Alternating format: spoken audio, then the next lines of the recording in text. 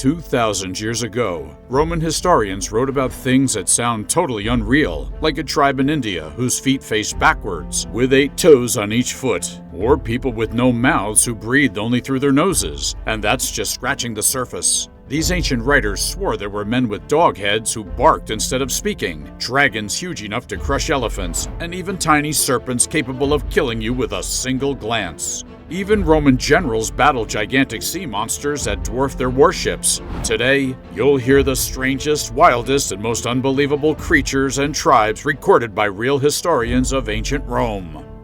When you think about the ancient world, you probably picture gladiators, pyramids, or sprawling empires. But did you know that ancient historians documented creatures and races so bizarre they'd make today's fantasy stories look ordinary? Take India, for example. Roman historians couldn't stop talking about the weird beings found there. One mountain tribe called the Nulo had feet facing backwards with 8 toes on each foot, making you wonder how they even managed to walk. And that's just scratching the surface. Nearby, another mountain was home to men with dog heads, covered entirely in thick fur. These dog-headed hunters communicated by barking, their sharp claws perfect for snatching birds right out of the sky. According to accounts from a Persian king's physician, this tribe numbered more than 12,000. Can you imagine trying to escape thousands of barking hunters? It gets even stranger. Further inland, you'd meet women who became mothers only once in their lifetime.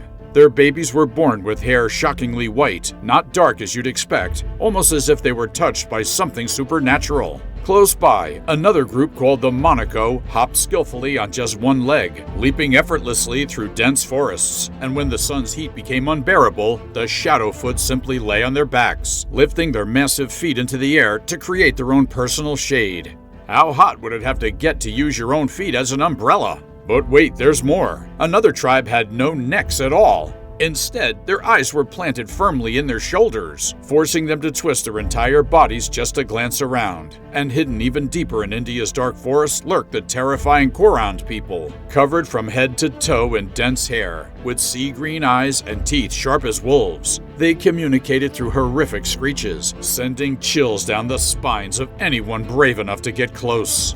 Heading south, you'd notice the differences become more pronounced. Men here had enormous feet, measuring up to 18 inches, but their women had feet so small they earned the nickname sparrow feet. How could adults even walk around like that? And then, the CTI nomads took odd anatomy to another extreme. They didn't even have nostrils, just open holes in their faces, while their feet twisted and curled like flexible serpents as they moved across the sands. Imagine running into them on a dark desert night.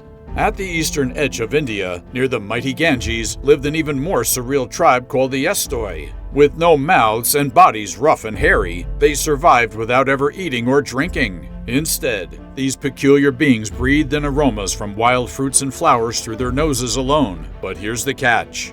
One overpowering scent could kill them instantly. Imagine life being that delicate, where one strong smell is the difference between life and death. Journeying further, near the Himalayas, you'd stumble upon the tiny people known as the Trisp and Pygmies, standing barely 27 inches tall. Protected behind mountain walls, these miniature warriors fought valiantly every spring, riding rams and goats down to the shore, armed with tiny arrows to battle hordes of invading cranes. Their homes were equally bizarre, built from mud mixed with bird feathers and eggshells. Could you live in a house made of feathers? But India wasn't the only place bursting with mysterious peoples. To the north, beyond the Azov Sea, lived the legendary Hyperboreans. Far at the edge of the world, these peaceful beings experienced 6 straight months of daylight, planting crops in the morning, harvesting them by noon, and picking fruits at sunset. When winter came, plunging them into 6 months of darkness, they retreated into caves and waited it out.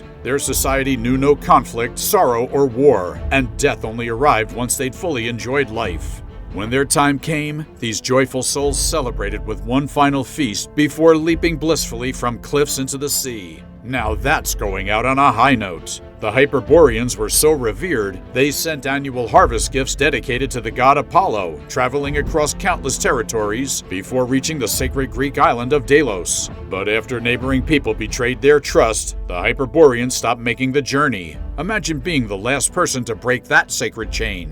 Down in Africa, the strangeness continued. Travelers frequently witnessed men capable of vanishing into thin air. How terrifying would it be to see someone disappear right in front of your eyes? Beyond Ethiopia lived towering giants more than 12 feet tall, swift enough to outrun horses. Another tribe depended entirely on baboon milk for survival, raising vast herds of these creatures and slaughtering males, keeping only enough for breeding. Further south, things got even more unusual. Here, elephants roamed without ears, and a remote tribe was ruled entirely by a dog. Could you take orders from a canine king? But Africa's wonders didn't stop there. To the west lived a king with a single eye placed directly in his forehead. Another tribe feasted exclusively on lions and panthers. Then came the Eators, creatures who devoured anything in their paths, followed by the terrifying man-eaters, whose name says it all. They consumed human flesh. Even stranger, the dog milkers had canine heads, surviving by tending livestock.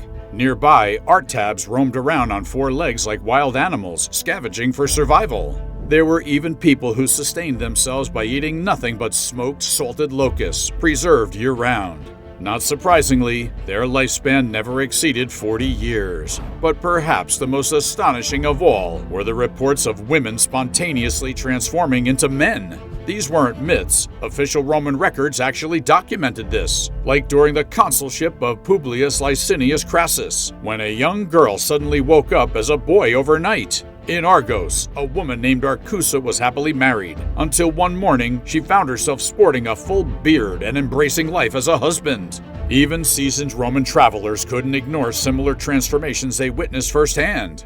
In Africa, Lucius Contius changed from bride to groom right on the wedding day, leaving guests stunned and gossiping for generations. Now, if you head further east, past the Caspian Sea into the mysterious ocean beyond, you'll meet people known for their terrifying diets, the anthropophagi. These weren't picky eaters, they survived on human flesh alone. And because of their gruesome habits, no one dared live nearby. Instead, vast deserts filled with savage beasts surrounded their lands. Imagine trying to cross a desert filled with creatures even wilder than people who ate humans for breakfast, literally.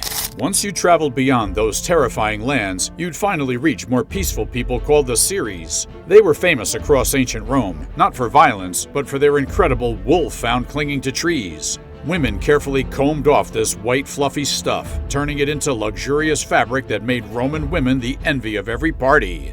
Think about how far Romans would go just for fashion. It makes today's shopping trip seem easy, right? But enough about humans, let's talk animals. The ancient world was packed with creatures even wilder than those human eaters. Take the elephant, easily the smartest animal around. It understood commands, felt love and pride, and even worshipped the sun and stars. But these gentle giants had fierce rivals, enormous dragons. Imagine dragons so massive that they could wrap around elephants like giant snakes, squeezing until both creatures met their end. Elephants tried rubbing dragons off against trees and rocks, but these clever reptiles always went for the trunk, blocking the elephant's breathing and ending battles swiftly. Dragons even jumped from high branches to ambush prey. Why did nature create such brutal showdowns? Just to keep things interesting? In Ethiopia, the dragons weren't quite as big, only around 30 feet long, but just as deadly. Locals called them asaki, and here's the kicker. These dragons joined together like a twisted wicker basket, riding ocean tides from Africa to Arabia in search of better food.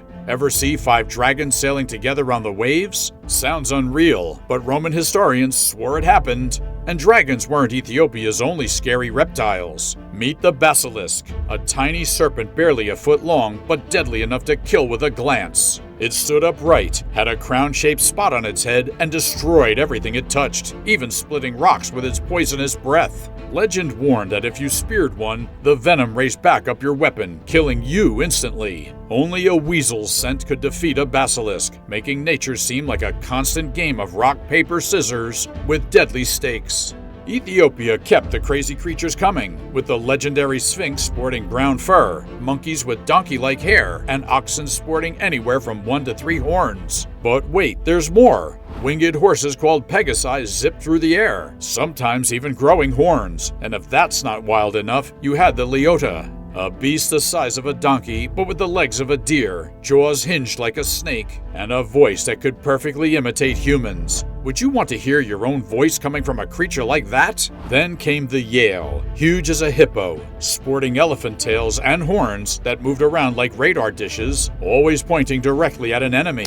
And let's not forget the Mantor, a monster straight from your nightmares, with human-like faces, triple rows of teeth, bodies like lions, and tails tipped with deadly scorpion stingers. They ran fast, devoured people, and even mimicked human speech. Could you outrun something like that? And just when you thought Africa couldn't get stranger, there was the Catoblepus. With a heavy head always drooping downward, it seemed harmless until it lifted its deadly eyes. One glance, and you dropped dead, instantly. Nature really had a twisted sense of humor, didn't it? India didn't disappoint either, boasting unicorns, yes, real unicorns, and monoceros, creatures with horse bodies, elephant feet, boar tails, and one jet black horn jutting right from their foreheads. Hunters claimed these fierce beasts could never be captured alive. Would you risk trying? Even Roman armies faced massive monsters. During the Punic War, Romans captured a 120-foot serpent near Carthage in 255 BC. General Marcus Attilius Regulus treated it like an enemy fortress, attacking it with catapults until victory. Its gigantic skin was proudly displayed in Rome until the Numantine War in 154 BC. These weren't bedtime stories, this stuff actually happened. The seas weren't any safer. Roman sailors in the Indian Ocean saw whales as big as 3 acres, sharks stretching over 18 feet, and lobsters hitting the 6-foot mark.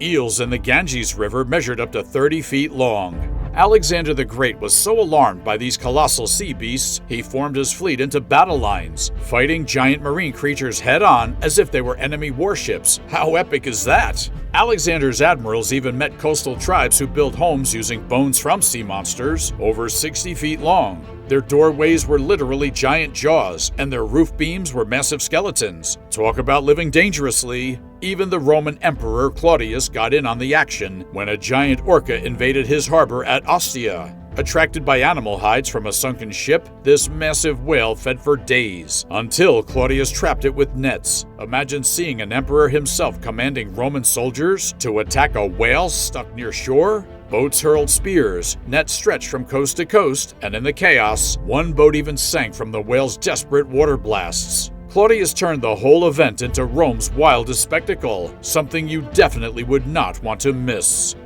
The ancient world was more than gladiators and chariot races. It was filled with creatures and stories so unbelievable they defied imagination. So if you loved uncovering these wild secrets, smash that like button, subscribe for more insane ancient tales, drop a comment about which creature amazed you the most, and hit that notification bell to never miss another journey through history's weirdest wonders.